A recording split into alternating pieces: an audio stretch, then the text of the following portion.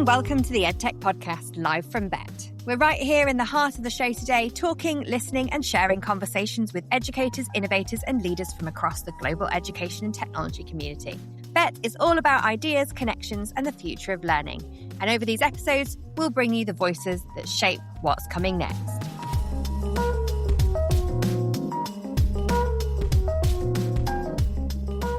Welcome to the EdTech podcast at Bett. Neelam, it is fantastic to have you here. Please tell our international audience, I know you've been on the podcast before, but for those new listeners, tell them a little bit about yourself. Well, thank you, Philippa. Thank you for having me here today. So I'm Neelam Palmer, and I work as an advisor and consultant. I wear two hats. One half is where I work with digital transformation and AI, where I actually look to the system change in school. And then another big part of my work is working with ASL Harrow Schools, where I'm working as the director of ASL Academy, and I lead on professional development across their group. That is a big job.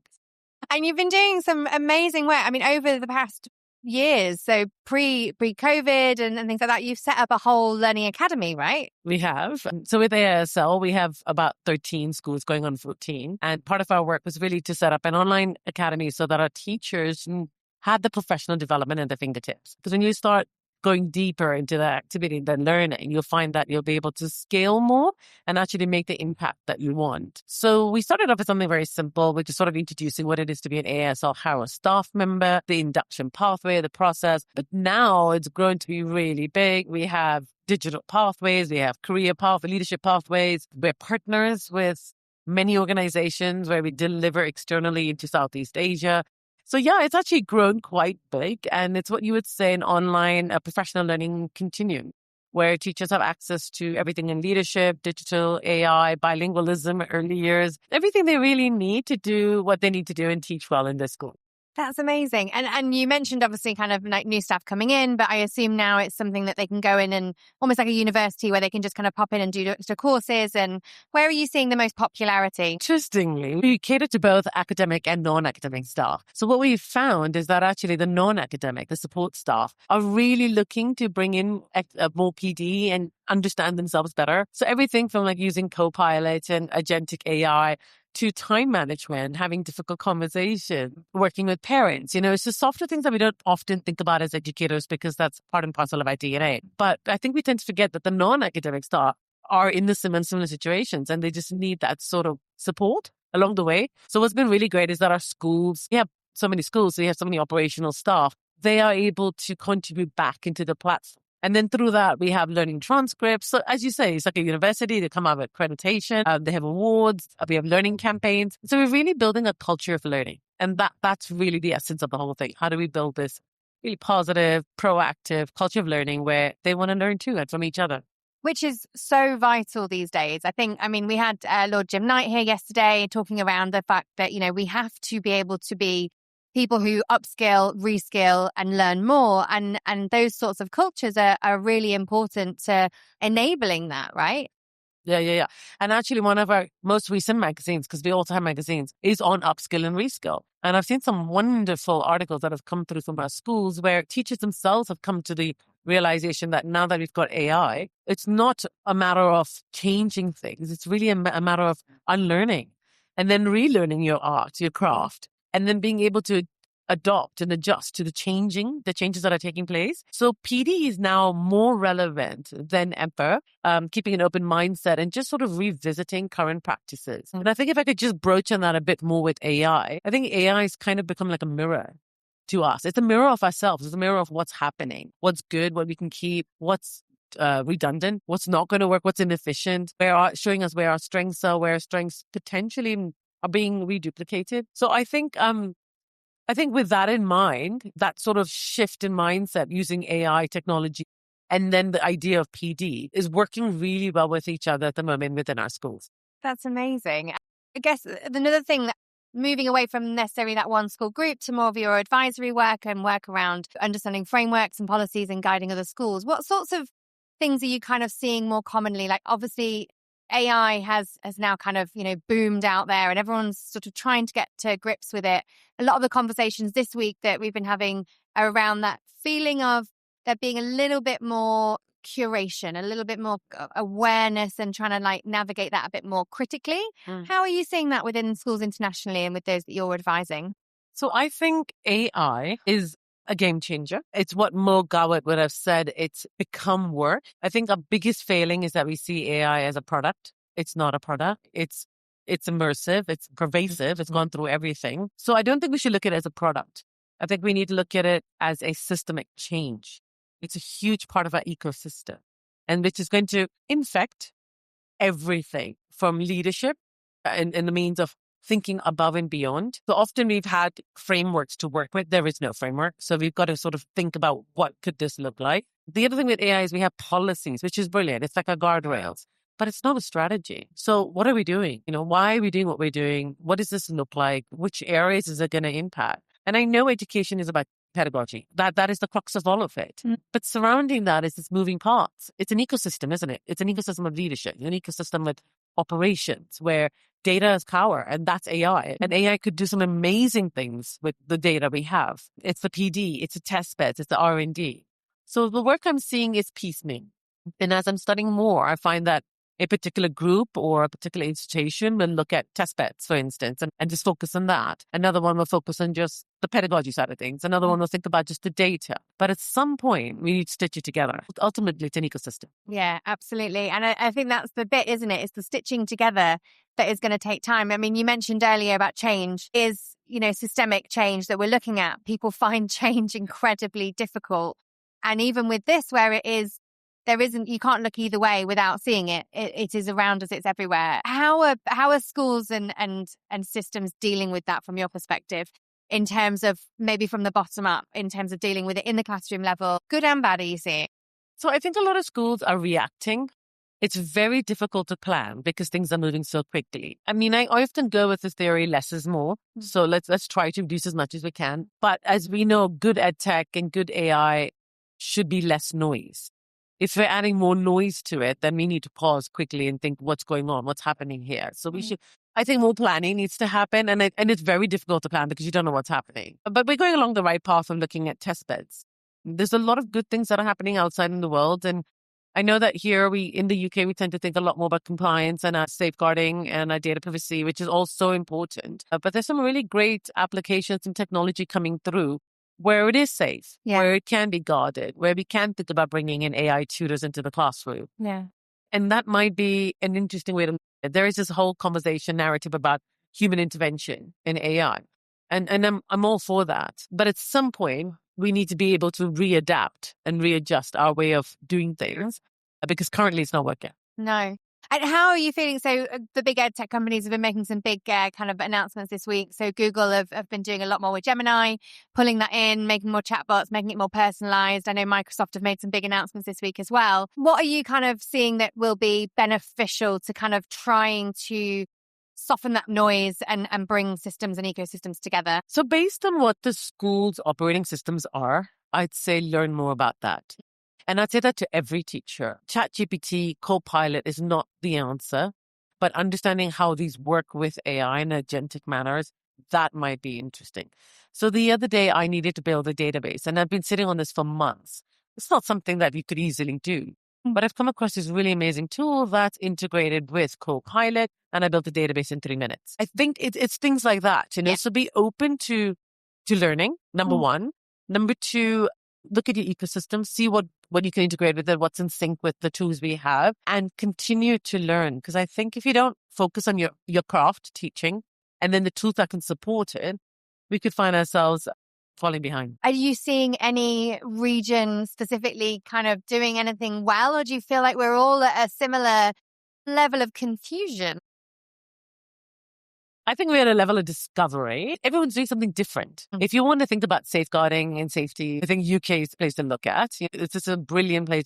We're covering our tracks. We're making sure we're keeping our children safe. So that's really important and ethically. I think if you look into China, they do some great innovation work. They're using AI in their healthcare kiosks, which is great because, you don't have enough doctors. So instead of keeping patients waiting, they're using that to its advantage. So that works really well. I think if you look at the Middle East, you'll find, particularly in the Gulf, you find they're do some fantastic test beds. Some of the new AI technology that's coming through is pretty intuitive, pretty groundbreaking as well. And that hasn't even entered these countries. So that's something, just have a look at what's going on out there and keep up to it. Fabulous. Okay. And today at Bett, are you speaking? Are you speaking tomorrow, or how's things going? I'm on today in the Operation Theatre and tomorrow as well, where I'll also be hosting. And what will you be speaking about? I won't be speaking much. I'll be doing the hosting side. Of course. So I'll be making sure that the other speakers are doing well. Amazing. Well, I'm sure you will do a fantastic job. Please, if you are listening today, go and find Neelam and have a little listen to some of those topics that she'll be talking about. Thank you so much for being on the EdTech podcast. Thank you. This episode is brought to you by Edmentum, a leading EdTech provider bringing global, future-ready learning to schools in more than 100 countries worldwide. I'm fortunate enough to have long-time familiarity with Edmentum.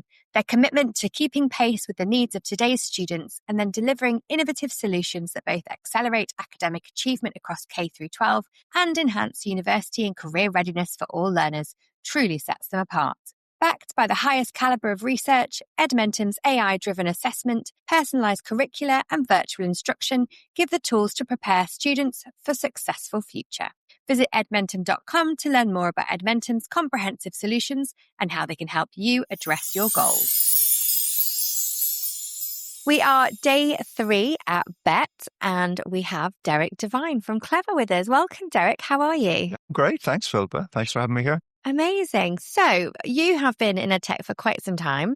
I've known you for, I want to say 6 years, off and on with different places. This is the first time we've actually met in person. Isn't that crazy? And this is exactly what Bett does, though, isn't it? It brings people together, which is amazing. I've had so many conversations this week about the community of EdTech and how brilliant that is. But do you want to tell everyone a little bit about how you got into EdTech and what your journey was? Yeah, well, I think like most people who work for EdTech companies, it's not straightforward. I don't think a lot of people, when they finish college or school, decide actually EdTech is the place I want to get into. So when I finished school, I went into banking. What to be? I kind of fell into that role, but I did enjoy the consultative side of things. So talking to people, working out what their problems were and supporting them. It was an area I wanted to get out of and actually started to work on my family business, which was wedding planning. Yeah, I spent 6 years being a wedding planner, supporting my parents, building a family business back at home in Dublin, Ireland, working with people who were setting up weddings all over Ireland and parts of the world. So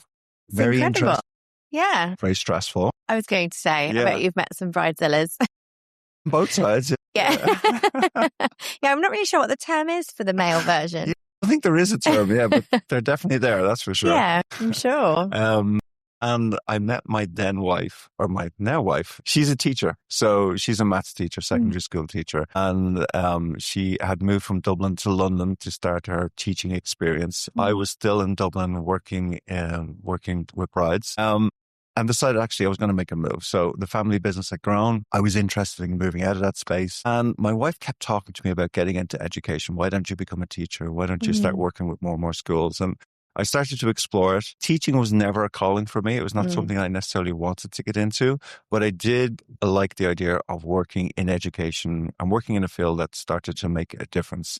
So I started to explore different ways of working in education. And I actually never thought about EdTech as such. I always thought if you wanted to work in education, you had to become a teacher. You had to work within a school. But in London, there were so many EdTech companies who were based. London was their base. Yeah. So I started to think about, I was had an interest in data and how data can actually give a better understanding of their needs and how you can support them and how that fits in with education. So I started to work with a data company looking at the whole pupil. So looking at things like potential, attainment, how well-being data fits into that as well. So giving a kind of complete view. And I spent a lot of time working out in Africa. So while I was based in London, I was going back and forth to Africa probably 10, 15 times a year, working in Nigeria, Kenya, and Ghana. So spent a lot of times with schools helping them to understand data and how data can actually give them a clear view of their students and how that can impact teaching and learning. So that was the kind of starting point in EdTech. And from there, what I started to find was although schools were running all of these assessments, they weren't actually really looking at the data. They were doing assessments for assessment's sake. There may be one or two people who understood that data, but actually quite a lot of people didn't understand the impact that the data would have, and they didn't know how to link that through to curriculum content. So I started to then look at companies who were pulling those pieces together. So data and aligning that with personalized content. And that's actually how we connected. Yeah. That's how we met. So we were working on a project in Abu Dhabi at the time. And that was exactly the field that I moved into. How do we support schools who have the data, but they don't know what to do with it, and they don't know how to link that through to curriculum? So how do we bring those two pieces together to provide personalized content for students? Yeah, which is so vital, because that disconnect makes the use of technology or education technology a little bit lacking of purpose. It becomes just something to get people to do, which I feel is oftentimes why it gets a bit of a negative rap. It's something that just is there to keep somebody busy. Whereas actually in the background, you and I know, and many others listening know, there is so much valuable information. It's what we do with it. And I think that was one of the parts of things that the discussions we had a lot about was about sharing that impact and being able to talk to other people to get them to be more aware of that. And I know that's a bit of a passion of yours as well, isn't it? Yeah, absolutely. I then started to think about, well, we're giving schools data, we're giving them access to curriculum content, but I started to see that group of students who still couldn't engage with the material. So even though the material might have been linked to their particular age range, 4, 5, 6, 7, 8, they still couldn't engage with it. I was starting to think about the impact, or how are we supporting those students? So although we're giving them content aligned to their needs, we're still having issues in understanding it. And I met with a professor of education in Oxford University, and he had started a company called Oxford Assessment, which was really focused on understanding how oral language has an impact on students' ability to be able to read and comprehend. And he had started a company, he had done decades of research in this space, and that was just really, really interesting to me. So I started to work with them and supporting them and getting the message out to more schools around the world, in places like America and South America, around the power of oral language and understanding the data around the students, but then also providing interventions that could be used within the classroom. And that led to just really exciting projects, both in the US, but also we started to work with the government in Paraguay, where we translated all this material into Guaraim, which is the local dialect. And that actually led me to where I am today, which is clever, because when you're running big projects like that and you're starting to implement projects at scale, you start to think about the practicalities around, well, it's great. You've started to, you might be speaking to a government for months and months. You get this partnership signed. But that's the beginning of the journey, because then you have to think about, well, how is this program going to get in front of these thousands of schools and thousands of teachers? And that's where the actual implementation of projects becomes an issue. How do we get students to be able to log into these platforms so they can start to access it? And that drove me to where I am today, which is the Director of Growth with Clever. Incredible. I mean, as you said that then, it reminded me of when my children started school in the Middle East, mainly my youngest, and he'd have this page, A4 page with all of these different logins, because he would have to obviously not remember them because he was so little. I mean, he was 3 when he started school because he's a July baby. And this just huge plethora of information on the back page of one of his booklets so that he could be able to log into these different applications. And then I guess you see it on the other end of that is that if then the child isn't logging in properly, or maybe they just don't log in that one time and they do it as an activity where it's not necessarily capturing anything about them, it's just something that's happening, you lose information, you lose that ability to understand what that meant for that child in that time, and maybe if they've learned anything or they've connected anything or they've filled any knowledge gaps, things, right? Yeah, well, if you think of just the practical impact of your children not being able to log into these platforms in the classroom. So the teacher is sitting there, they've planned their lesson, they're ready to start engaging with the many digital tools that are now used in every single classroom around the world. Before you know it, you've got 3, 4, 5, 6 students who just cannot get access because either they've forgotten their password, they've locked themselves out. So the teacher spends, and I've spoken to teachers, they spend the first 20 minutes sending tickets to the IT team. Everybody's then just held up. No one's progressing. So the lesson is lost. So a very simple thing like a login can have a huge impact on classroom. That's one of the things that we focus in on, is how do we provide single sign-in or simple login access.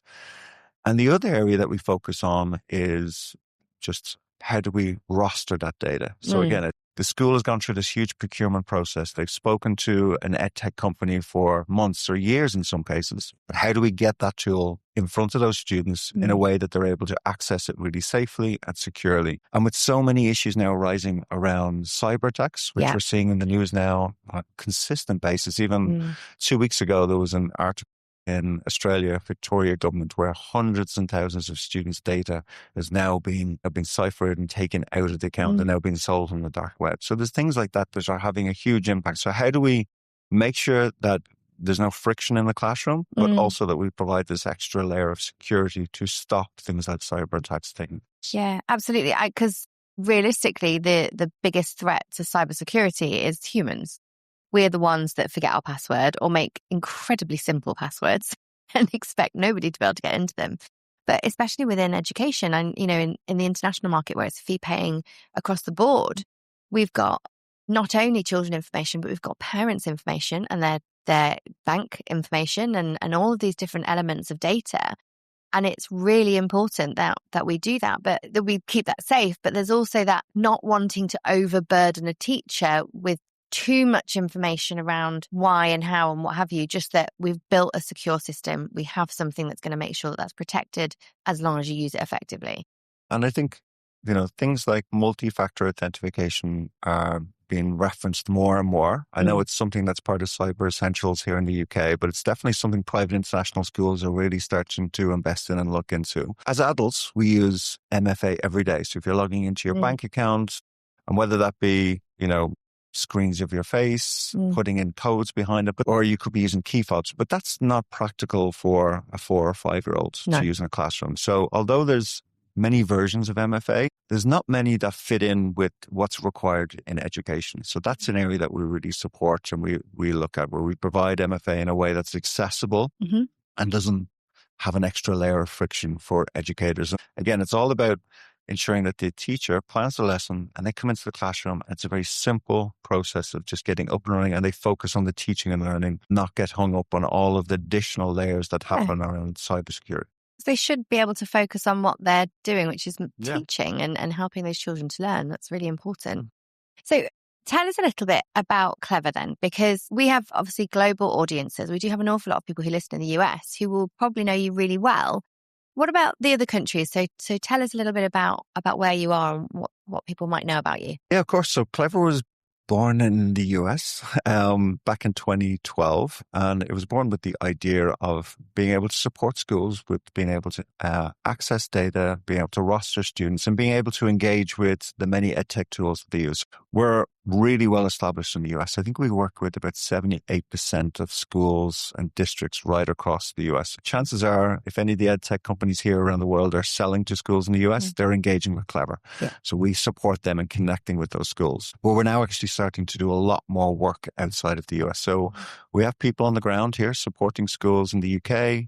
We work with many schools across Australia, Canada, and Brazil. There's 2 ways that we work. We support directly with the schools. So we provide a lot of things we've just talked about, but we also work with the EdTech partners themselves.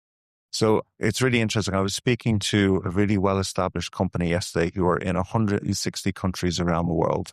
We're working with thousands of schools, both public and international. But they were telling me about the challenge that they're now having is that they're an academic company. They provide curriculum content. They said they're now starting to pivot into being a company who supports technical infrastructure. So they now have engineers who are trying to build infrastructure to help them to align with schools. And they're moving completely away from what they actually are established as a company. So this is where Clever comes in.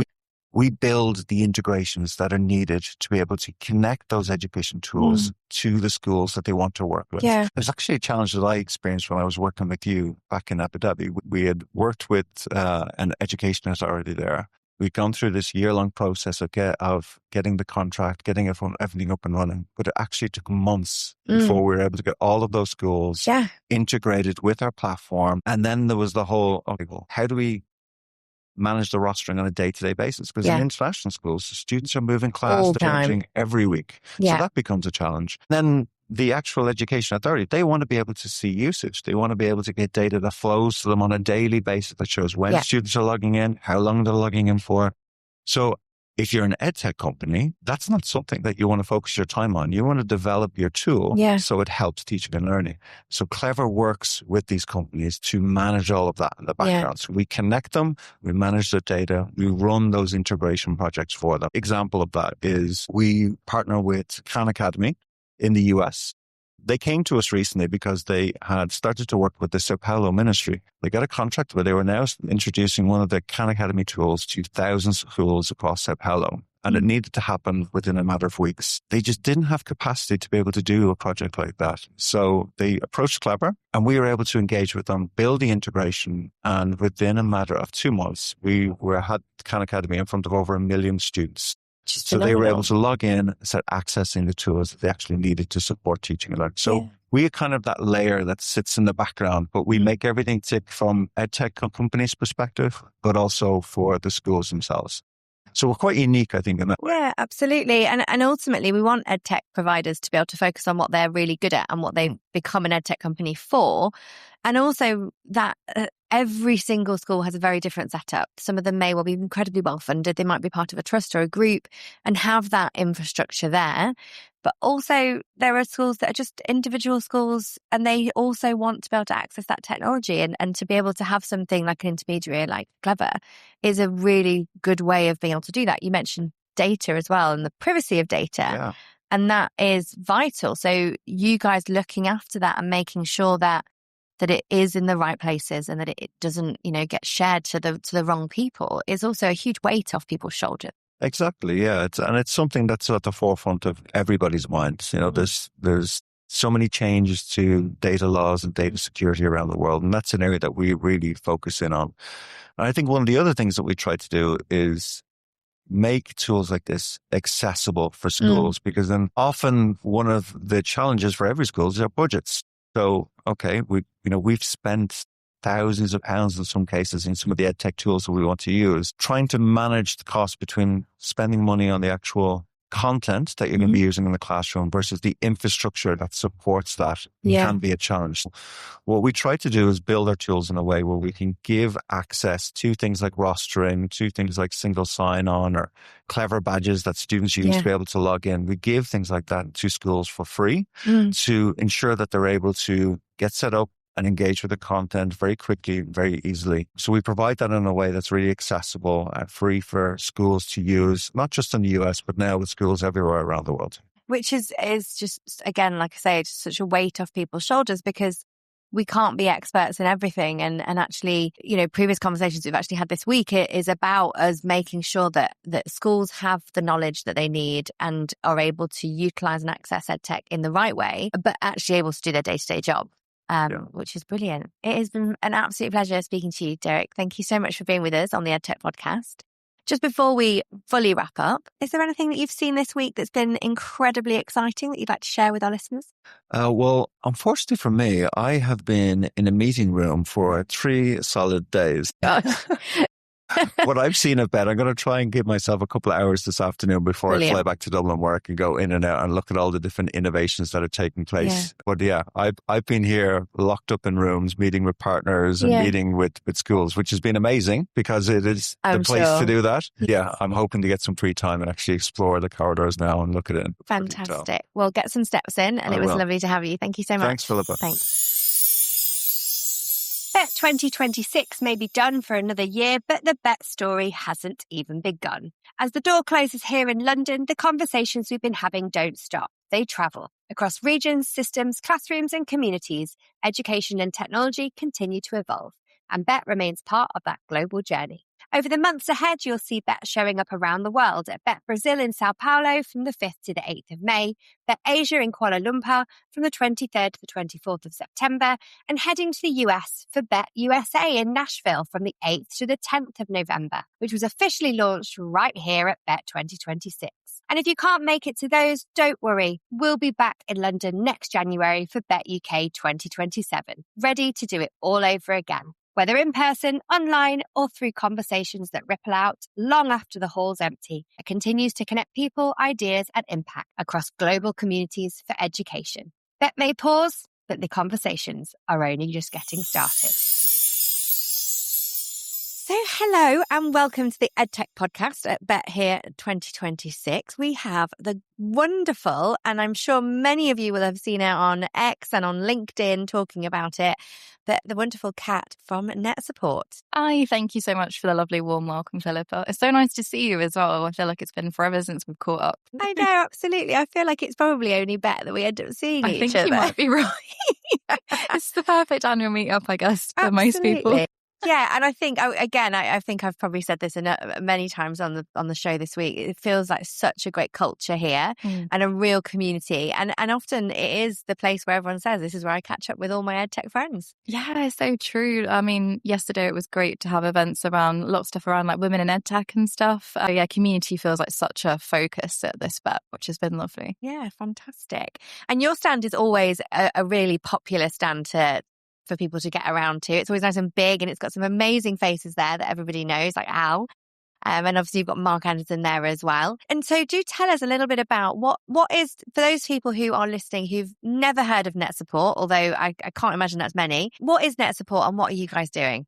Yeah, so we're a software company that has a lot of EdTech solutions for schools. So we support with things like safeguarding, classroom management. We also have stuff around like mass notification and even like IT asset management, remote access. So all kinds of essential tools for schools. But we're very much rooted in the education community. So many of our staff, are in schools, whether that's like a governance level or on like regional boards, things like that. A teacher's myself, I was a primary school teacher before moving over, so we're really passionate about it, and we do a lot with the community. Like we provide a lot of platforms, like for example we've got Rise magazine, which is our free online education magazine. We do lots and lots of support for staff for things like digital strategy. So actually on our stand, I know we'll probably talk a bit more about what's going on at Bett, but on our stand we've got our digital strategy guide for 2026 that we're giving out, which has loads of expert advice from the likes of Al Kingsley and Mark Anderson and best practice from schools to help them really kind of get that policy in place.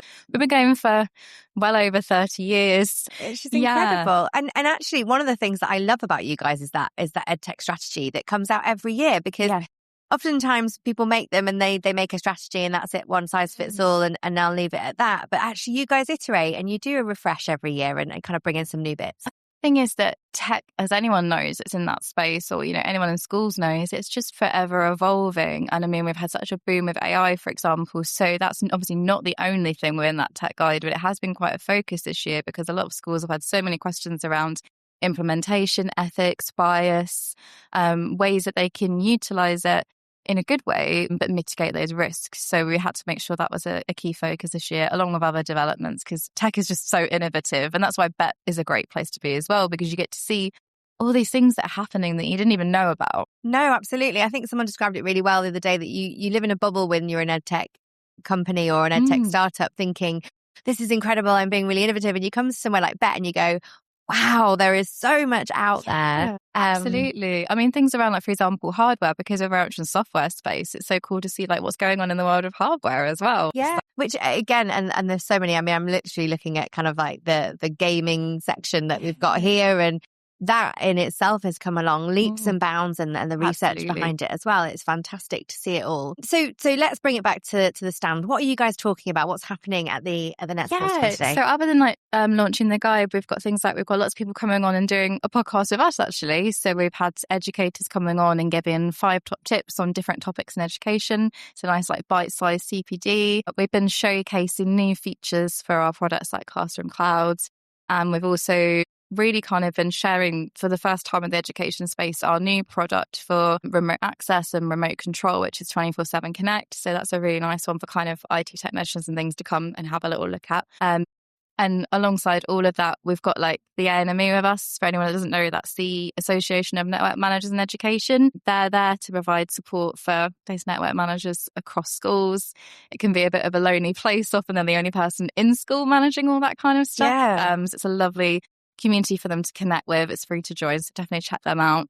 And then we've also got Claire Hayden with us from the Southwest Grid for Learning. We're working with them at the moment on developing assisted monitoring within Classroom Clouds. That's something new that we're working on that will be really useful for schools. And she's just a good person to come and visit if you're interested in like any online safety training or support in school. Well, That's brilliant. And so you mentioned a couple of times there different products that help you when you are remote.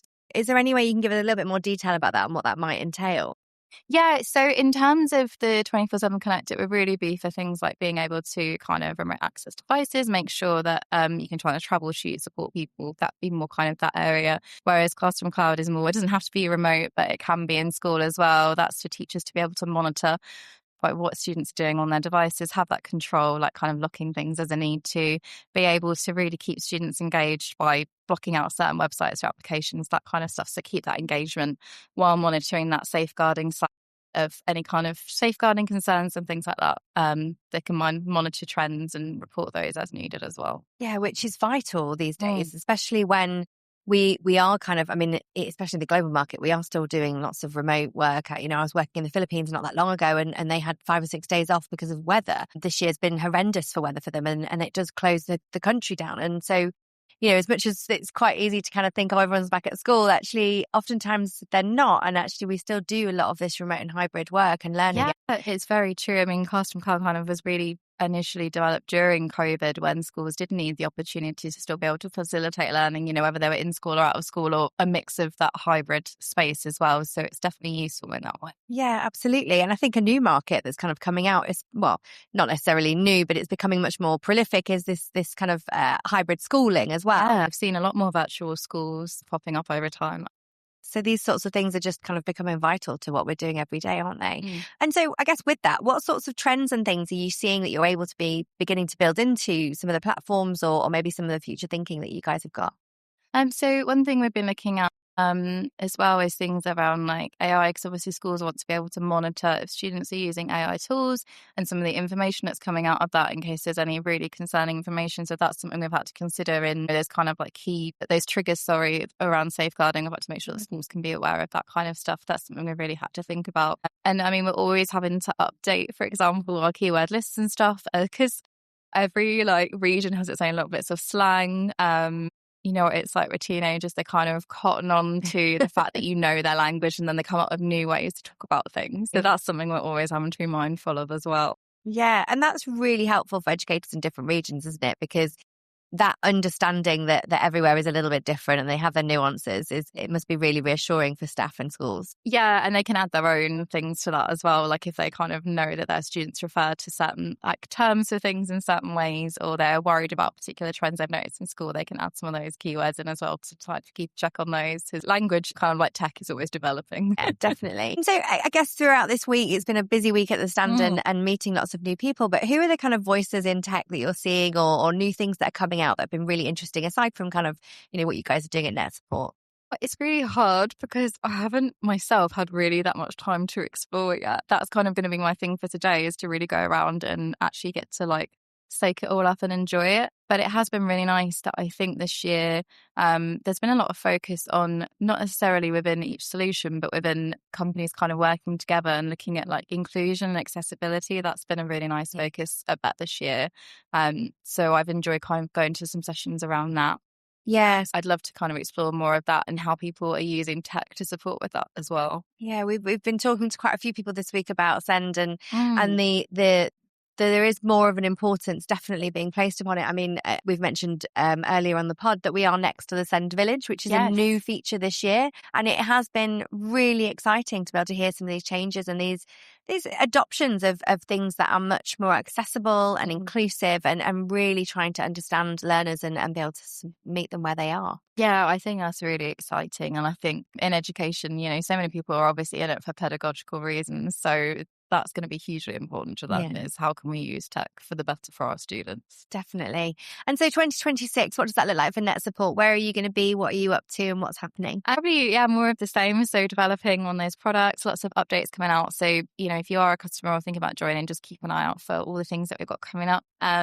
More events, obviously. But yeah, if you want to know a little bit more about what we're doing, come and see us at Bett. It's probably the best place to learn. Amazing. Thank you so much, Kat, for being with us. It's been lovely to have you on the EdTech podcast. Thank you. I've loved it.